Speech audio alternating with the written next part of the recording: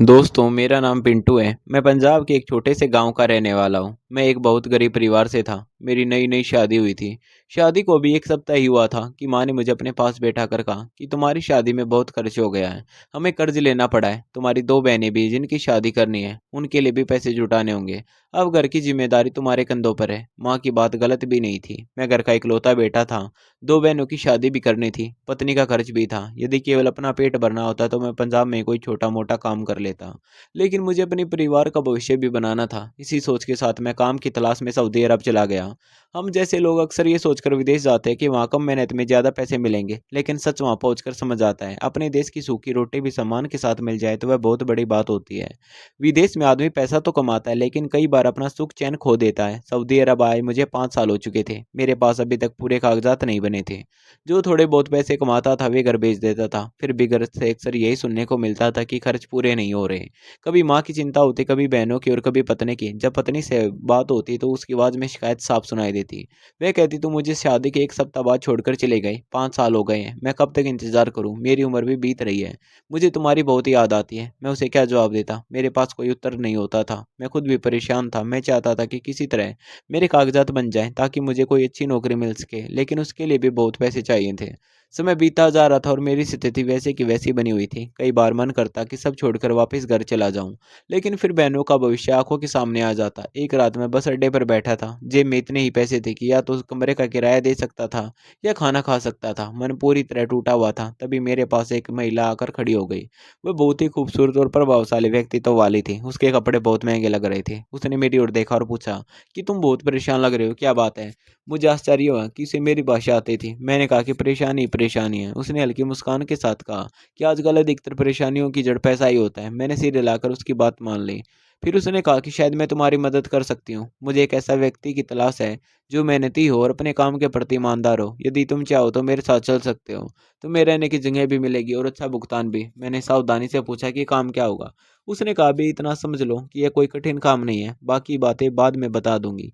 मैं पहले भी लोगों के घरों में काम कर चुका था, इसलिए मुझे संदेह हुआ। मैंने साफ कहा कि यदि घर का सामान्य काम है तो मैं नहीं कर पाऊंगा। पहले मुझे बहुत बुरा अनुभव हो चुका है। महिला ने तुरंत कहा कि नहीं, ऐसा कुछ नहीं है। मेरे घर में पहले से कर्मचारी हैं। तुम्हें मेरे लिए एक अलग प्रकार का काम करना होगा। मैंने पूछा कि बदले में कितना पैसा मिलेगा। उसने बिना झिझक कहा, 20,000 रियाल प्रति माह। उसकी बात सुनकर मैं स्तब्ध रह गया। मुझे लगा शायद मैंने गलत सुना है। मैंने दोबारा पूछा तो उसने वही रकम दोहराई। मेरे लिए वह बहुत बड़ी राशि थी। यदि मुझे सच में इतने पैसे मिलने लगते तो कुछ ही महीनों में सारी समस्याएं समाप्त हो सकती थी। बहनों की शादी हो जाती, घर का कर्ज उतर जाता, मैं अपनी पत्नी के पास भी लौट सकता था। मैंने बिना ज्यादा सोचे उसका प्रस्ताव स्वीकार कर लिया। रास्ते में उसने मेरा नाम पूछा और मेरे बारे में कुछ सामान्य बातें जान ली। फिर मुझे अपने बड़े से घर में ले गई। वहां मुझे ऊपर की मंजिल पर एक साफ सुथरा कमरा दिया गया। कमरे के साथ स्नान घर भी था। मैंने वर्षों बाद इतनी आरामदायक जगह देखी थी। मैंने फिर काम के बारे में पूछा, लेकिन उसने मुस्कुराकर कहा कि जल्दी सब समझ में आ जाएगा, अभी आराम करो। उस रात 5 वर्षों में पहली बार मुझे सुकून की नींद आई। न कोई चिंता, न अगले दिन की भागदौड़ का डर। सुबह जब मेरी आंखें खुली तो मुझे लगा जैसे मैं किसी और दुनिया में आ गया हूँ। अगले दिन महिला ने मुझे एक व्यक्ति से मिलवाया और कहा कि ये तुम्हारा प्रशिक्षक है, आज से ये तुम्हारी तैयारी करवाएगा। मैंने आश्चर्य से पूछा कि किस बात की तैयारी, लेकिन किसी ने स्पष्ट उत्तर नहीं दिया। उस दिन मुझे एक अच्छे सैलून में ले जाया गया। मेरे बाल व्यवस्थित किए गए, दाढ़ी बनाई गई, नए कपड़े दिलाए गए। फिर मुझे व्यायाम करवाया गया। अगले कई दिनों तक यही क्रम चलता रहा। धीरे धीरे मेरा पूरा व्यक्तित्व बदलने लगा। 5 वर्षों की परेशानी मेरे चेहरे पर साफ दिखाई देती थी, लेकिन अब मैं पहले से कहीं बेहतर दिखने लगा था। मैं समझ नहीं पा रहा था कि आखिर ऐसा क्यों किया जा रहा है। कोई सामान्य नौकरी के लिए इतनी तैयारी नहीं करवाता। एक दिन मैंने घर के कुछ कर्मचारियों को आपस में बातें करते सुना। वे मुझे देखकर कुछ अजीब ढंग से मुस्कुरा रही थी। उनकी बात का पूरा अर्थ तो नहीं समझ आया, लेकिन इतना जरूर महसूस हुआ कि वे मेरे बारे में ही चर्चा कर रहे थे। उनमें से एक बोला, ये नया आदमी पहले वालों से अलग लगता है।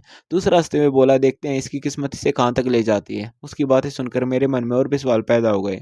आखिर यह काम क्या था जिसके लिए मुझे इतने महंगे कपड़े पहनाए जा रहे थे? मुझे इतनी सुविधा क्यों दी जा रही थी? और सबसे बड़ी बात यह थी कि एक अनजान महिला मुझ पर इतना पैसा क्यों खर्च कर रही थी? फिर भी मैंने खुद को समझाया कि शायद मैं बेवजह सोच रहा हूँ। जिसने मेरी मदद की उसके बारे में गलत अनुमान लगाना ठीक नहीं। दिन बीतते गए, पूरा एक महीना निकल गया। जब मैंने आईने में खुद को देखा तो मैं स्वयं को पहचान नहीं पाया। ऐसा लग रहा था जैसे मैं वही पिंटू नहीं हूँ जो एक महीने पहले बस अड्डे पर बैठा अपनी किस्मत को कोस रहा था।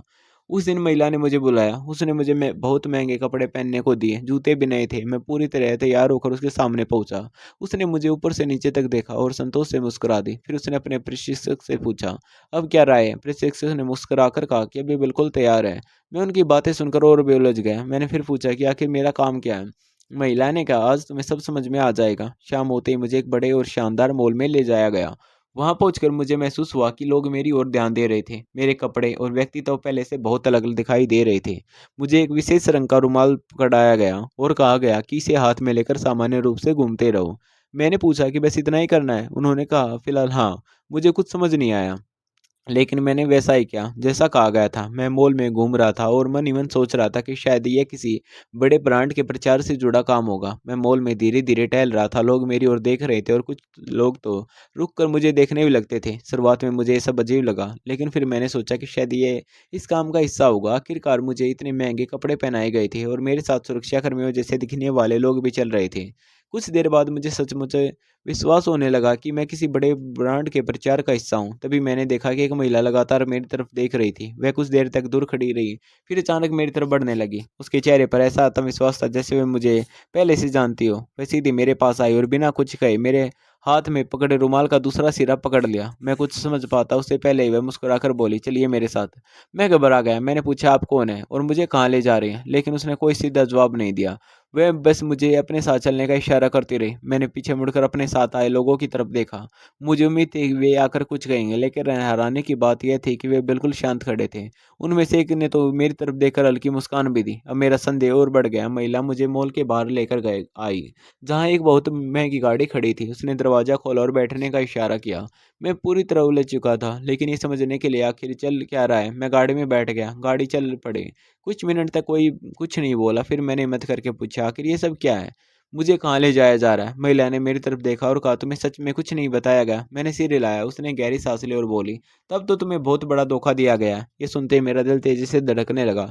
मैंने पूछा, "कैसा धोखा?" उसने मेरा हाथ में पकड़े रुमाल की तरफ इशारा किया और कहा, "क्या तुम्हें पता है इस रंग के रुमाल का क्या मतलब होता है?" मैंने कहा, "नहीं, मुझे तो बस इसे पकड़े रहने के लिए कहा गया था।" महिला कुछ क्षण तक मुझे देखती रही, फिर बोली कि यह कोई सामान्य नौकरी नहीं है। कुछ लोग इस संकेत को देखकर समझ जाते हैं कि सामने वाला व्यक्ति एक विशेष प्रकार की निजी सेवा के लिए उपलब्ध है। ये सुनते ही मेरे पैरों तले जमीन खिसक गई। अब मुझे समझ आ गया था कि मुझे असली काम बताए बिना एक ऐसे रास्ते पर ले जाया जा रहा है जिसे मैं कभी स्वीकार नहीं कर सकता था। उसकी बात सुनकर मेरे माथे पर पसीना आ गया। धीरे धीरे मुझे एहसास होने लगा कि शायद मामला वैसा नहीं था जैसे मुझे बताया गया था। मुझे उसकी बातों से बेचैनी होने लगी। मेरे दिमाग में पिछले 1 महीने की सारी बातें घूमने लगी। अचानक मुझे कर्मचारियों की वह रहस्यमयी बातचीत याद आई। पर शिक्षक की मुस्कान याद आई, वह महिला याद आई जिसने कहा था कि मैं बहुत दूर तक जाऊँगा। अब उन सब बातों का अर्थ कुछ और ही लग रहा था। मैंने तुरंत कहा, "गाड़ी रोको, मुझे वापस जाना है।" महिला ने आश्चर्य से पूछा, "क्या हुआ?" मैंने कहा, "मुझे ये काम नहीं करना।" मुझे किसी ने पूरी सच्चाई नहीं बताई थी। वह कुछ देर तक चुप रही, फिर बोली, "यदि तुम्हें सच में जानकारी नहीं थी, तो तुम्हें वहाँ से दूर ही रहना चाहिए।" गाड़ी रुक गई, मैं तुरंत बाहर निकल आया। मेरा दिल ज़ोर-ज़ोर से धड़क रहा था। मैं सड़क पर खड़ा था और समझ नहीं पा रहा था कि अब क्या करूँ? मेरे सामने फिर वही समस्या थी जिससे बचने के लिए मैं इस महिला के साथ आया था। न पैसे थे, न भविष्य, न कोई भरोसा। लेकिन एक बात तय थी, मैं ऐसी किसी भी राह पर नहीं जाऊँगा और न ही अपनी पत्नी को धोखा दूँगा। मैं देर रात तक सड़कों पर भटकता रहा। उसी रात मुझे बिल्कुल नींद नहीं आई। बार-बार अपनी पत्नी का चेहरा याद आता रहा। वह 5 साल से मेरा इंतज़ार कर रही थी और मैं सोचने लगा कि यदि कुछ पैसों के लिए मैं गलत रास्ते पर चला जाता तो शायद जीवन भर खुद को माफ़ नहीं कर पाता। अगली सुबह मैं घर में वापस नहीं गया। मैंने अपना सामान भी नहीं लिया। मुझे डर था कि कहीं वे लोग मुझे फिर समझाने की कोशिश न करें। मैं बस दूर निकल जाना चाहता था, लेकिन अब एक नई समस्या थी। मेरे पास रहने की जगह नहीं थी, खाने के पैसे भी बहुत कम बचे थे। 2 दिन तक मैं छोटे-मोटे काम तलाश करता रहा, लेकिन कोई सफलता नहीं मिली। तीसरे दिन मैं एक मस्जिद के बाहर बैठा था। मैं बहुत थक चुका था। तभी एक बुजुर्ग व्यक्ति मेरे पास आए। उन्होंने पूछा, "बेटा, तुम बहुत परेशान लग रहे हो।" मैंने पहले तो कुछ नहीं कहा, लेकिन न जाने क्यों उनकी बातों में अपनापन था। मैंने उन्हें अपनी पूरी कहानी सुना दी। मैंने बताया कि मैं भारत के पंजाब से आया हूँ। 5 साल से यहाँ संघर्ष कर रहा हूँ, घर की ज़िम्मेदारियाँ हैं, अब तो बिल्कुल टूट चुका हूँ। बुजुर्ग व्यक्ति ध्यान से मेरी बात सुनते रहे। जब मैंने उन्हें सब कुछ बता दिया तो उन्होंने कहा कि कभी-कभी जीवन में एक ऐसे मोड़ पर लाकर खड़ा कर देता है जहाँ सही और आसान रास्ते में से एक चुनना पड़ता है। आसान रास्ता हमेशा सही नहीं होता। उसकी बात मेरे दिल में उतर गई। फिर उन्होंने पूछा, "यदि तुम्हें मौका मिले तो क्या तुम अपने देश वापस जाना चाहोगे?" मैंने बिना सोचे कहा, "हाँ।" मैं अपनी पत्नी और परिवार के पास वापस लौटना चाहता हूँ। उन्होंने कुछ देर सोचा और फिर कहा, शायद मैं तुम्हारी मदद कर सकूँ। उनकी ये बात सुनकर मुझे विश्वास नहीं हुआ। इतने वर्षों में बहुत लोगों ने वादे किए थे, लेकिन मदद किसी ने नहीं की थी। फिर भी उनकी आंखों में सच्चाई दिखाई दे रही थी। उन्होंने कहा कि मैं कुछ सामाजिक कार्यों से जुड़ा हुआ हूँ और ज़रूरतमंद लोगों की सहायता करता हूँ। यदि तुम्हारी बात सच है, तो मैं तुम्हारे लौटने का इंतज़ाम करने की कोशिश करूँगा। बुजुर्ग व्यक्ति की बात सुनकर मेरे अंदर उम्मीद की एक किरण जाग गई, लेकिन इतने वर्षों के संघर्ष ने मुझे इतना सावधान बना दिया था कि मैं किसी बात पर तुरंत विश्वास नहीं कर पा रहा था। मैंने उनसे कहा कि यदि आप सच में मेरी मदद कर दें, तो मैं जीवन भर आपका एहसान नहीं भूलूंगा। वह मुस्कुराए और बोले कि बेटा, इंसान का सबसे बड़ा धर्म किसी जरूरतमंद की सहायता करना है। यदि आज मैं तुम्हारी मदद कर सकता हूँ, तो ये मेरे लिए खुशी की बात है। उनकी बातें सुनकर मेरे मन का बोझ थोड़ा हल्का हो गया। उन्होंने मुझे अपने साथ चलने के लिए कहा। मैं उनके साथ एक छोटे से कार्यालय में पहुंचा, जहाँ कुछ और लोग भी काम कर रहे थे। वहाँ पहुंचकर उन्होंने मुझे खाना खिलाया और कई दिनों बाद मैंने पेट भरकर खाना खाया था। खाना खाते समय मेरी आंखों में आंसू आ गए। मुझे याद आया कि किस तरह पिछले कुछ वर्षों में मैंने हर छोटी-बड़ी ज़रूरत को दोबारा दबाकर सिर्फ परिवार के लिए पैसे बचाने की कोशिश की थी। खाना खाने के बाद उन्होंने मेरी पूरी जानकारी लिखी। उन्होंने मेरा पहचान पत्र और बाकी दस्तावेज़ों के बारे में पूछा। जो कुछ मेरे पास था, मैंने उन्हें दिखा दिया। उन्होंने ध्यान से सब देखा और कहा कि थोड़ा समय लगेगा, लेकिन यदि सब ठीक रहा तो तुम्हें अपने देश वापस भेजा जा सकता है। उस दिन के बाद मैं उनके संपर्क में रहने लगा। उन्होंने मुझे कुछ अस्थायी काम भी दिला दिया ताकि मेरा खर्च चलता रहे। अब मैं पहले की तरह निराश नहीं रहा था। हर सुबह उठते ही मुझे लगता था कि शायद आज कोई अच्छी खबर मिलेगी। इसी बीच घर से फ़ोन आया। माँ बहुत खुश लग रही थी। उन्होंने बताया कि कुछ समय पहले जो बड़ी रकम घर पहुँची थी, उसने सबको हैरान कर दिया। मैंने तुरंत समझ लिया कि वह वही पैसा था जो उस अमीर महिला ने भेजा था। माँ बार-बार पूछ रही थी कि आखिर मुझे इतनी अच्छी नौकरी कैसे मिल गई। मैंने उन्हें सच नहीं बताया। मैंने सिर्फ इतना कहा कि काम ठीक चल रहा है और जल्दी सब कुछ सही हो जाएगा। माँ की आवाज़ में वर्षों बाद सुकून सुनाई दे रहा था। फिर मेरी पत्नी से बात हुई। उसकी आवाज़ सुनते ही मेरा दिल भर आया। उसने कहा कि इतने वर्षों में पहली बार तुम्हारी आवाज़ पहले जैसी लग रही है। लगता है तुम अब पहले जितने परेशान नहीं हो। मैं कुछ क्षण चुप रहा, फिर मैंने कहा कि शायद अब हमारा इंतज़ार खत्म होने वाला है। ये सुनते ही वह रो पड़ी। उसने कहा, मैं बस यही चाहती हूँ कि तुम सुरक्षित वापस आ जाओ। मुझे पैसे नहीं चाहिए। मुझे सिर्फ अपना परिवार चाहिए। उसकी बात सुनकर मुझे एहसास हुआ कि सच्ची खुशी पैसे में नहीं, बल्कि अपने लोगों के साथ होने में है। अगले कुछ सप्ताह तेजी से गुजर गए। एक दिन अचानक उस बुजुर्ग व्यक्ति का फ़ोन आया। उन्होंने मुझे तुरंत मिलने के लिए बुलाया। मैं घबराया हुआ उनके पास पहुंचा। उन्होंने मुझे देखते ही मुस्कुराकर एक लिफाफा मेरी तरफ बढ़ा दिया। मैंने लिफाफा खोला तो मेरी आंखें फैल गई। उसमें मेरी यात्रा संबंधी कागजात और वापसी की टिकट थी। कुछ क्षणों तक मैं कुछ बोल ही नहीं पाया। मुझे यकीन नहीं हो रहा था कि जिस दिन का मैं 5 साल से इंतज़ार कर रहा था, वह सचमुच आ गया है। मेरी आँखों से आँसू बहने लगे। मैंने उनके हाथ पकड़ लिए और उनका धन्यवाद करने लगा। लेकिन उन्होंने मुझे रोक दिया और बोले कि धन्यवाद मुझे नहीं, उस ईश्वर को दो जिसने तुम्हारी सही समय पर सही रास्ता दिखाया। उस रात मैं सो नहीं पाया, बार-बार टिकट को निकाल कर देखता रहा। मुझे अपनी पत्नी याद आ रही थी। मुझे माँ याद आ रही थी, बहनें याद आ रही थी। मैं सोच रहा था कि जब मैं अचानक उनके सामने पहुँचूँगा तो उनके चेहरे पर कैसी खुशी होगी। कुछ दिनों बाद वह दिन भी आ गया जब मुझे हवाई अड्डे के लिए निकलना था। विमान में बैठते समय मेरे मन में अजीब-सी भावना थी। एक तरफ खुशी थी और मैं अपने घर लौट रहा हूँ, और दूसरी तरफ दुःख था कि मैंने अपनी ज़िंदगी के 5 साल यूँ ही संघर्ष में खो दिए। विमान जब भारत की धरती पर उतरा तो मेरी आँखें नम हो गई। मुझे लगा जैसे वर्षों बाद मैं फिर से साँस ले रहा हूँ। हवाई अड्डे से बाहर निकलते ही मैंने सबसे पहले अपने घर फ़ोन किया, लेकिन किसी को यह नहीं बताया कि मैं पहुँच चुका हूँ। मैं उन्हें एक सुखद आश्चर्य देना चाहता था। लंबी यात्रा के बाद जब मैं अपने गाँव पहुँचा तो शाम हो चुकी थी। घर पहले जैसा ही था, लेकिन मुझे सब कुछ नया-नया लग रहा था। मैंने दरवाज़ा खटखटाया, अंदर से माँ की आवाज़ आई कि कौन है? जैसे ही दरवाज़ा खुला, माँ मुझे देखकर कुछ क्षण के लिए बिल्कुल सितर रह गई। उन्हें शायद अपनी आँखों पर विश्वास नहीं हो रहा था कि अगले ही पल उन्होंने मुझे गले लगा लिया और फूट-फूट कर रोने लगी। उनकी बात सुनकर बहनें भी बाहर आ गईं। पूरा घर खुशी से भर गया। इतने वर्षों का इंतज़ार जैसे एक ही पल में ख़त्म हो गया। लेकिन अभी एक और मुलाकात बाकी थी, वह मुलाकात जिसका मैं सबसे ज़्यादा इंतज़ार कर रहा था। मेरी पत्नी अंदर कमरे में थी और उसे अभी तक पता नहीं था कि मैं घर लौट आया हूँ। जब वह बाहर आई और उसकी नज़र मुझ पर पड़ी, तो वह कुछ क्षण तक मुझे देखती ही रह गई। उसके चेहरे पर अविश्वास था, फिर खुशी थी और फिर आँसू थे। अगले ही पल वह मेरे सामने खड़ी थी। हम दोनों कुछ ब बोले नहीं पाए। 5 साल का इंतज़ार शब्दों से कहीं बड़ा था। उस रात हमारे घर में किसी की आँखों में नींद नहीं थी, क्योंकि इतने वर्षों बाद हमारा परिवार फिर से पूरा हो गया था। उस रात घर में खुशी का ऐसा माहौल था जिसे शब्दों में बयान करना मुश्किल है। माँ बार-बार मुझे देखती और कहती कि अब कहीं मत जाना। बहनें मेरे आस-पास बैठी अपने 5 सालों की बातें सुनाती रहीं। मेरी पत्नी बस चुपचाप मुझे देखती रही, जैसे उसे अब भी विश्वास न हो कि मैं सचमुच उसके सामने बैठा हूँ। उन 5 सालों में हमने बहुत कुछ खोया था, लेकिन उस रात ऐसा लगा जैसे भगवान ने हमारी सारी खुशियाँ वापस लौटा दी हों।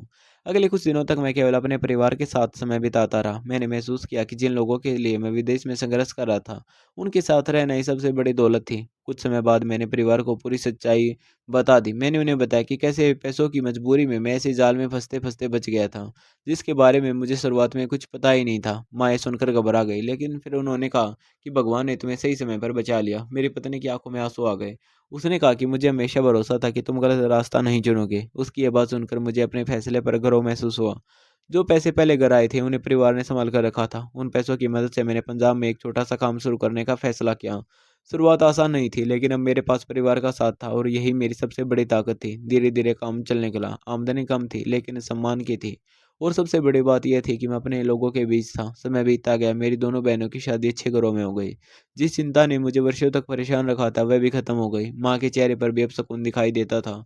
मेरी पत्नी भी पहले से बहुत ही ज़्यादा खुश रहने लगी थी, क्योंकि अब उसे इंतज़ार नहीं करना पड़ता था। फिर एक दिन हमारे घर में एक और खुशखबरी आई। हमें पता चला कि हम माता-पिता बनने वाले हैं। वह खबर सुनकर मेरी खुशी का ठिकाना नहीं रहा। मुझे लगा जैसे जीवन ने मेरे सारे पुराने गाँव भर दिए हों। कुछ महीनों बाद हमारे घर एक प्यारे से बच्चे का जन्म हुआ। जब मैंने पहली बार उसे अपनी गोद में ले उठाया, तो मेरी आँखों में आँसू आ गए। मुझे याद आया कि कभी मैं सोचता था कि शायद मेरी ज़िंदगी में खुशियाँ लौट कर नहीं आएँगी। लेकिन आज भगवान ने मुझे वह सब दे दिया है, जिसकी मैंने उम्मीद भी छोड़ दी थी। अब जब मैं पीछे मुड़कर देखता हूँ, तो समझ आता है कि कठिन समय हमेशा नहीं रहता। कभी-कभी इंसान हालात से डरकर ऐसे फैसले लेने लगता है, जिनका बाद में पछतावा हो सकता है। मैंने भी जल्दबाज़ी में विदेश जाने का फैसला किया था और कई साल संघर्ष में गुज़ार दिए। लेकिन आखिरकार मैंने सीखा कि सम्मान और परिवार की कीमत किसी भी बड़ी रकम से ज़्यादा होती है। आज मेरा काम ठीक चल रहा है, मेरा परिवार खुश है, बहनों का घर ब बस चुका है, माँ चैन से रहती है और मेरी पत्नी के चेहरे पर वह मुस्कान लौट आई, जिसका मैं वर्षों से इंतज़ार कर रहा था। इसलिए यदि जीवन में कभी कठिन समय आए, तो हिम्मत मत हारिए। सही रास्ता ल भले लंबा हो, लेकिन अंत में वही इंसान को सच्ची खुशी और सुकून देता है। यही मेरी कहानी और यही मेरी सीख भी है। धन्यवाद दोस्तों, स्वस्थ रहें, खुश रहें और अपने परिवार का कदर कीजिए, क्योंकि दुनिया की सबसे बड़ी दौलत वही है। आपको कहानी कैसे लगी, हमें कमेंट करके ज़रूर बताना। मिलेंगे फिर किसी